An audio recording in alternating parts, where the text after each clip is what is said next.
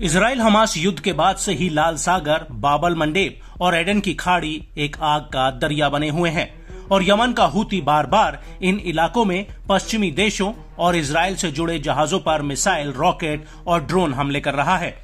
Houthi के इन हमलों से इस पूरे इलाके में मालवाहक जहाजों का आना जाना पूरी तरह से बंद हो गया है।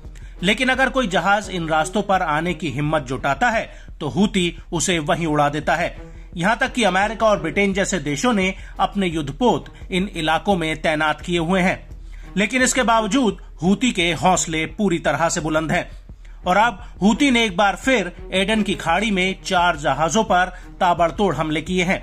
हूती का कहना है कि उसने ड्रोन और नौसैनिक मिसाइलों से अमेरिकी युद्धपोत पर हमला किया है। हूती के मुताबिक उसने MSC Darwin ship, MV Yorktown और MSC गिना पर हमला किया है। वहीं दूसरी तरफ 10 अप्रैल 2024 को अमेरिकी सेना ने कहा था कि उसने एडन की खाड़ी में एक एंटी शिप बैलिस्टिक मिसाइल को इंटरसेप्ट किया है, जो संभवतः हूती द्वारा MV यॉर्कटाउन की तरफ दागी गई थी। इस हमले में कोई हताहत या नुकसान नहीं हुआ है। वहीं दूसरी तरफ इस हमले को लेकर हूती के प्रवक्ता ब्रिगेडियर याया सारी का भी बयान आ गया है, जिसमें उन्होंने अमेरिकी युद्धपोत पर हमले की बात कही है।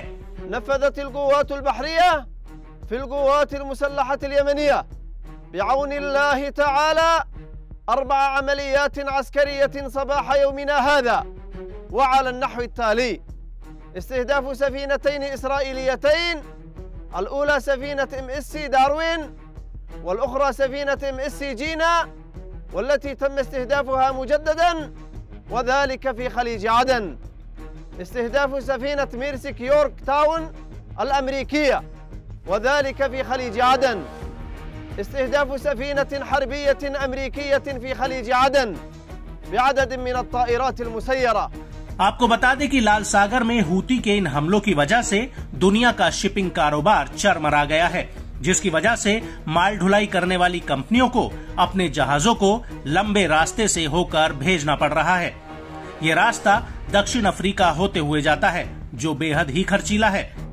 लेकिन अब हूती ने ऐलान किया है कि वो नए route Cape of Good Hope वाले रास्ते पर भी पश्चिमी देशों के जहाजों को निशाना बनाएगा और ऐसे में इजराइल हमास युद्ध का दायरा बढ़ने का खतरा मंडरा रहा है। अमेरिका को डर है कि कहीं ये युद्ध पूरे मिडिल ईस्ट में ना फैल जाए। हालांकि अमेरिका और ब्रिटेन ने यमन में हूती के ठिकानों पर कई हवाई हमले भी किए थे, लेकिन उसकी वजह से हूती की ताकत में कोई कमी नहीं आई है, बल्कि उसने और आक्रामक तरीके से हमले करना शुरू कर दिया है।